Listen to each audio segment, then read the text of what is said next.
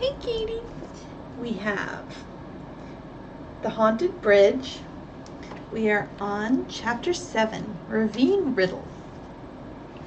Nancy played brilliantly on the 18th hole. Her hand had not pained her. Fortunately, the bandage had not hampered the young golfer in driving the ball or using the putter to tap it into the cup. Bess and George were waiting at the 18th green when Nancy and her opponent ended the round.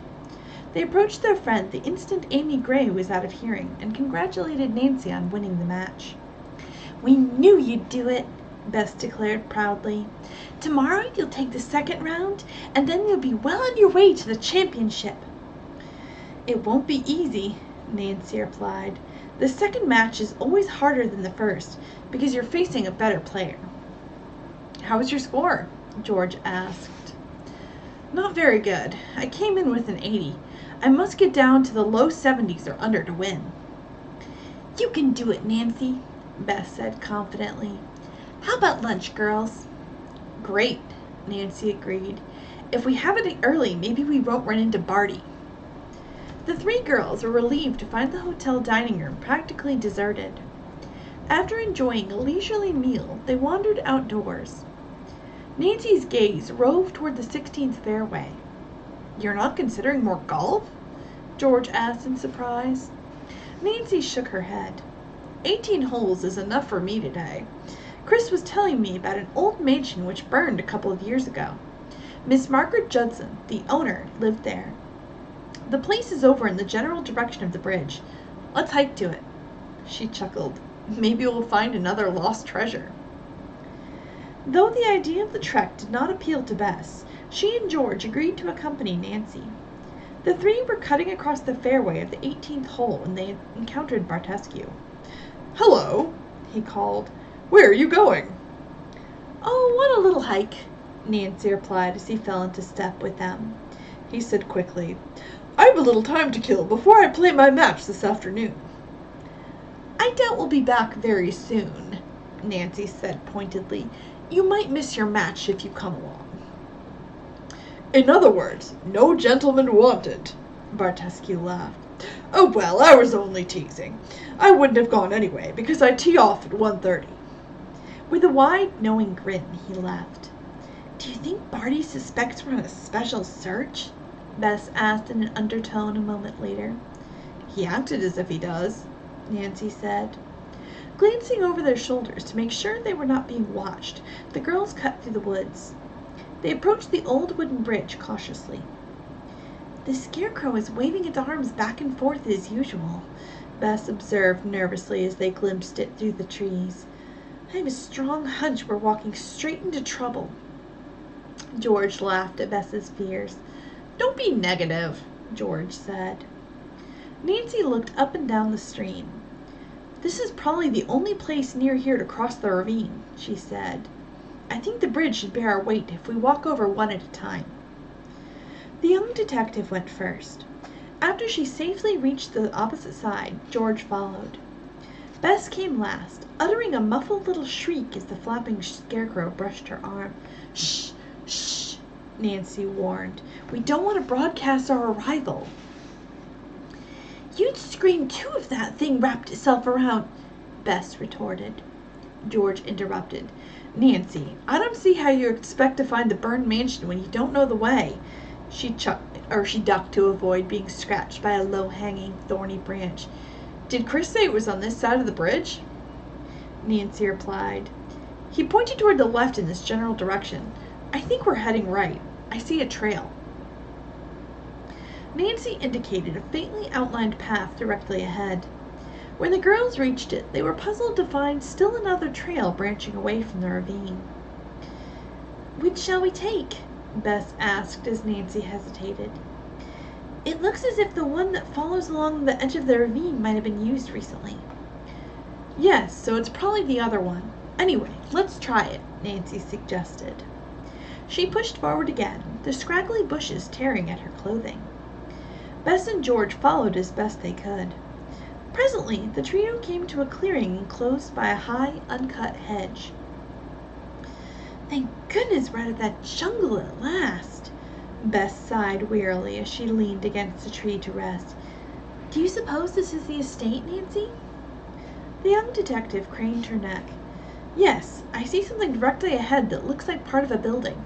This must have been a beautiful place when it was kept up. The grounds covered about 5 acres and were wooded with giant oak and willow trees.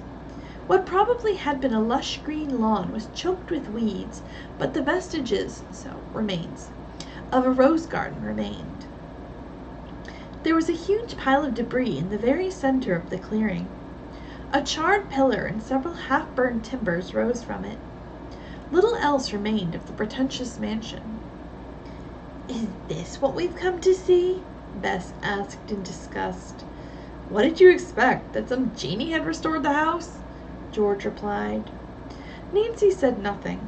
It had not occurred to her that the Judson fire had been so devastating. She had hoped the charred remains would yield a clue, such as a photograph, to connect some member of the family with the mysterious brass chest. Observing Nancy's look of disappointment, her friend shrewdly guessed that she had not told them everything. "Do you know anything more about Miss Judson?" Bess asked curiously. "Chris told me she's a young woman who has had a tragic life." "I don't see how you hope to connect her with the brass chest," George remarked. Nancy smiled. "I'm afraid I can't tell you anything more until Dad gives me permission. I can see there's nothing to find here, so let's start back to the hotel." Bess and George did not urge their friend to reveal her secret because of her promise to her father. Few words were exchanged as the 3 friends made their way laboriously back to the ravine. Nancy was absorbed with her own thoughts. Could Margaret Judson be a member of the international gang of jewel thieves? No, not if I'm any judge of character. She just didn't look like the type, Nancy reflected. Her thoughts were interrupted as a shrill scream broke the stillness. The 3 girls stopped abruptly. "There it is again," Bess murmured apprehensively, clutching Nancy's hand. "That awful scream!" The girls waited a moment, listening, but the noise was not repeated. "I'd certainly like to find out who or what is making that sound," said Nancy. "I'm not sure I would," said George.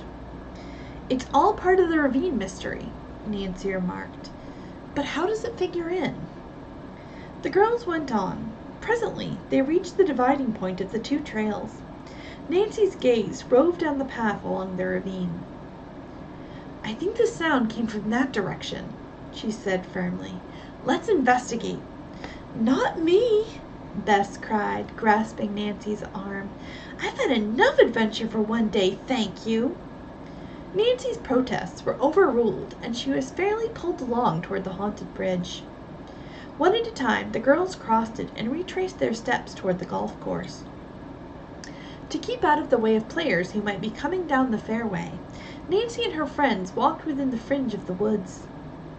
Now and then they could hear voices and knew that a match was being played somewhere nearby.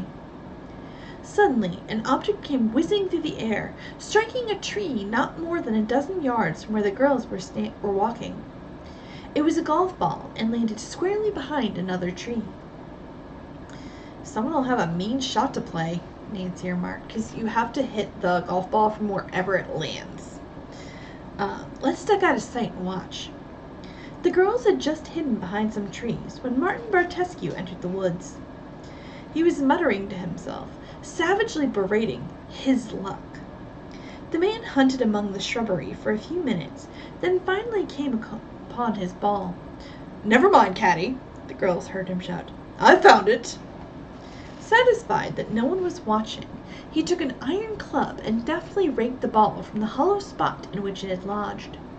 Now, with it laying in an unobstructed path to the fairway, he played a clean shot out of the woods. "Did you see that?"